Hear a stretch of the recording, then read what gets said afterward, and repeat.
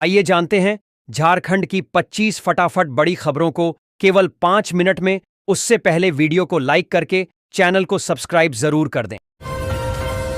1 नवंबर से मिलेगा free ration के साथ 1000 रुपये।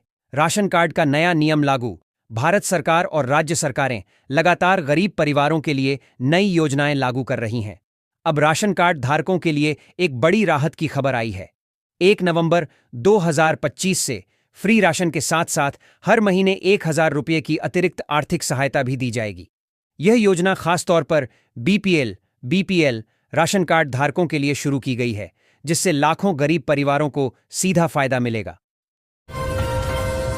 पीएम किसान सम्मान 21वीं किस्त बैंक खाते में हुआ जारी। प्रधानमंत्री किसान सम्मान निधि योजना किसानों के लिए केंद्र सरकार की एक प्रमुख योजना है, जिसका उद्देश्य छोटे और सीमांत किसानों को आर्थिक सहायता देना है। इस योजना के तहत हर साल किसानों को कुल 100 रुपये की राशि 3 किस्तों में दी जाती है। हर किस्त 2000 रुपये की होती है, जो सीधे किसानों के बैंक खातों में भेजी जाती है। सरकार ने इस योजना की शुरुआत इसलिए की थी ताकि किसानों को बीज, खाद और खेती के अन्य खर्च पूरे करने में मदद मिल सके। अब 21वीं किस्त के रूप में यह सहायता राशि जल्द जारी की जाएगी, जिससे लाखों किसानों को आर्थिक राहत मिलेगी। अमूल और सरस डेयरी के दूध की कीमत में भारी गिरावट देखें। नई रेट। जैसा कि आप सभी को पता है कि हाल ही में सरकार की ओर से काफ़ी वस्तुओं के दाम कम किए गए हैं, क्योंकि सरकार की ओर से 2 साल पहले जो जीएसटी यानी गुड्स और सर्विस टैक्स लगाया गया था, उसको हटाने का फैसला लिया गया है। और जैसे ही जीएसटी हटाई गई थी, उसके बाद से रसोई में काम आने वाली आम वस्तुओं को काफ़ी सस्ता कर दिया गया है। इसी को लेकर आज हम बात करेंगे कि अभी जो आप दूध खरीद रहे हैं, उसे दूध की कीमत कितनी कम हुई है। अभी आप दूध कितने रुपए में खरीद सकते हैं और कौन सी कंपनी का दूध आपको कितने में मिलेगा, इसकी जानकारी यहाँ पर आपको दी जाएगी।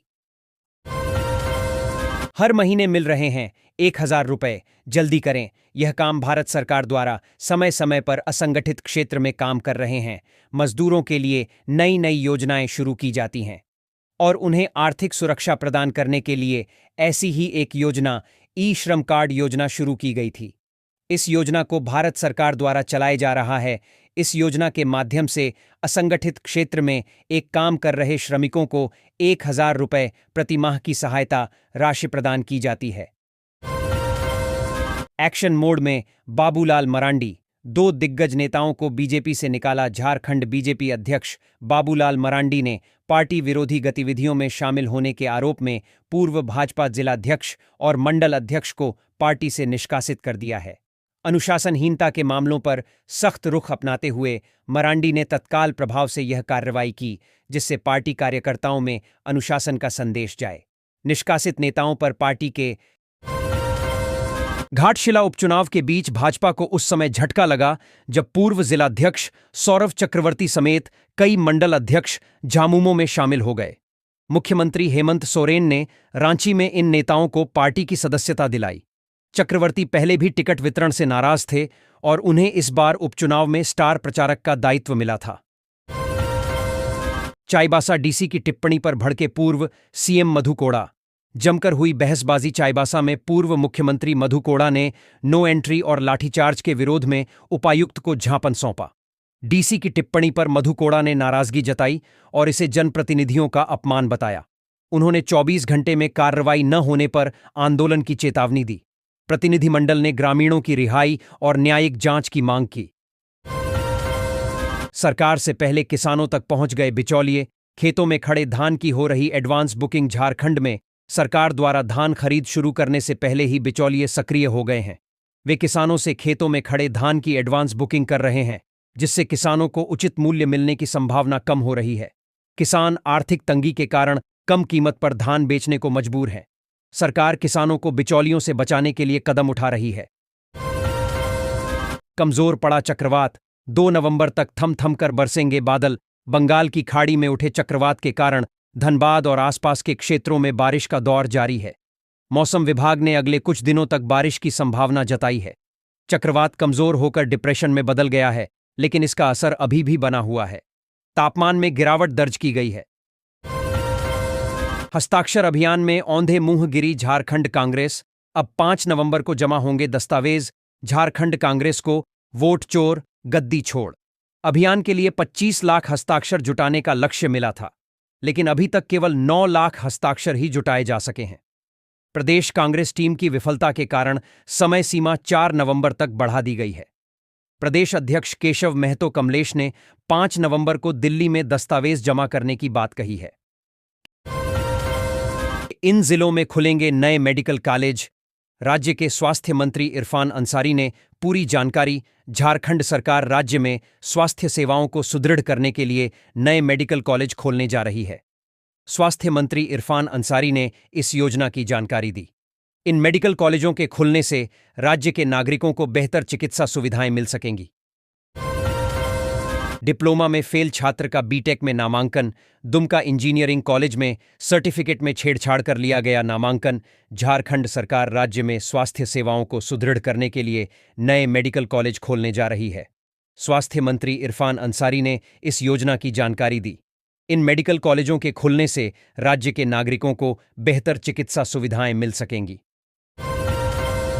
जमशेदपुर में 200 यूनिट फ्री योजना के बावजूद 150 यूनिट पर आया 3,24,000 का बिल।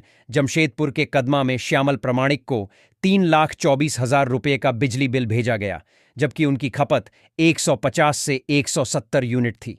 200 यूनिट तक मुफ्त बिजली के बावजूद उन्हें भारी बिल मिला। शिकायत के बाद भी कार्रवाई नहीं हुई और विभाग ने बिल भुगतान का अल्टीमेटम दिया है। विभाग ने रीडर की गलती से बिल भेजने की बात कही है और जल्द समाधान का आश्वासन दिया है। चाईबासा में डीसीएसपी ने अवैध मादक पदार्थों पर कसी लगाम। ड्रोन से होगी निगरानी। चाईबासा में उपायुक्त और पुलिस अधीक्षक की अध्यक्षता में नार्को कोऑर्डिनेशन सेंटर की बैठक हुई, जिसमें अवैध मादक पदार्थों पर पूर्ण प्रतिबंध लगाने पर जोर दिया गया। उपायुक्त ने अफीम की खेती वाली जमीनों पर वैकल्पिक कृषि को बढ़ावा देने और पिछले वर्ष की अवैध खेती की रिपोर्ट जियोटैग फोटो के साथ देने के निर्देश दिए। पुलिस अधीक्षक ने ड्रोन से निगरानी रखने और शहरी ग्रामीण क्षेत्रों में जांच अभियान चलाने की बात कही। जिला प्रशासन ने मादक पदार्थों के खिलाफ जीरो टॉलरेंस नीति अपनाने की बात कही। खनन मुआवजा वसूली। सुप्रीम कोर्ट ने ओडिशा सरकार को लगाई फटकार। सुप्रीम कोर्ट ने खनन मुआवजे की वसूली में लापरवाही के लिए ओडिशा सरकार को फटकार लगाई है। अदालत ने राज्य सरकार के रवैये पर नाराजगी जताई और मुआवजा वसूलने में तेजी लाने के निर्देश दिए। सुप्रीम कोर्ट ने कहा कि सरकार को भविष्य में ऐसी लापरवाही से बचना चाहिए और नुकसान की भरपाई करनी चाहिए। चक्रवात मोंथा का असर जारी। धान की फसल पर बरस रहा संकट। पश्चिमी सिंहभूम जिले में चक्रवात मोंथा का असर जारी है, जिससे लगातार बारिश हो रही है। तापमान में गिरावट आई है और जनजीवन प्रभावित हुआ है। ओडिशा सीमा से सटे इलाकों में अधिक असर देखा गया है। कृषि विभाग ने किसानों को धान की फसल को बचाने के लिए खेतों से पानी निकालने और खलिहानों में रखे धान को सुरक्षित रखने की सलाह दी है, क्योंकि लगातार बारिश से फसल को नुकसान पहुंचने की आशंका है। कदमा में 25 लाख की डकैती कांड का खुलासा। 3 और अपराधी गिरफ्तार। जमशेदपुर पुलिस ने कदमा में हुए 25 लाख की डकैती कांड में 3 और अपराधियों को गिरफ्तार किया है। उनकी निशानदेही पर डकैती में इस्तेमाल हुई बुलेट मोटरसाइकिल बरामद हुई है। इस मामले में अब तक कुल 8 गिरफ्तारियां हो चुकी हैं। पुलिस ने पहले 5 अपराधियों को गिरफ्तार किया था और उनसे हथियार व अन्य सामान बरामद किए थे। टाटा मोटर्स के सर्वर में सेंध। 70 टीबी डेटा लीक। कंपनी ने मानी गलती। टाटा मोटर्स के डिजिटल सुरक्षा तंत्र में सेंध लगने से 70 टीबी से अधिक डेटा लीक हो गया। इस लीक में ग्राहकों की निजी जानकारी, वित्तीय रिकॉर्ड शामिल थे। सुरक्षा शोधकर्ता ईटन ज्वेरे ने कमजोरियों का पता लगाया था। कंपनी ने माना कि ई दुकान और फ्लीटेज प्लेटफॉर्म में खामियां थीं, जिन्हें 2023 के अंत तक ठीक कर लिया गया। कंपनी अब सुरक्षा उपायों को मजबूत कर रही है। केरल से गिरफ्तार माओवादी सावन टुटी से अनल मिसिर बेसरा का पता पूछेगी। एनआईए केरल से गिरफ्तार माओवादी सावन टुटी से एनआईए अनल और मिसिर बेसरा के बारे में जानकारी जुटाएगी। एनआईए को संदेह है कि टुटी इन दोनों माओवादियों के लिए काम करता था और उन्हें सहायता प्रदान करता था। एनआईए इन माओवादियों को पकड़ने के लिए अभियान चला रही है। टुटी की गिरफ्तारी एनआईए के लिए एक महत्वपूर्ण सफलता है, जिससे अनल और बेसरा को पकड़ने में मदद मिल सकती है। इस बार खास तरह से मनेगा झारखंड स्थापना दिवस समारोह। राष्ट्रपति व पीएम को भी आमंत्रित करने की तैयारी। यहां जानिए पूरा कार्यक्रम। झारखंड स्थापना दिवस पर अलग राज्य के लिए संघर्ष करने वाले आंदोलनकारियों को सम्मानित किया जाएगा। समारोह में झारखंड के इतिहास और संस्कृति को दर्शाने वाले कार्यक्रम होंगे। सरकार का उद्देश्य आंदोलनकारियों को सम्मानित कर नई पीढ़ी को प्रेरित करना है, जिन्होंने राज्य के निर्माण में महत्वपूर्ण भूमिका निभाई।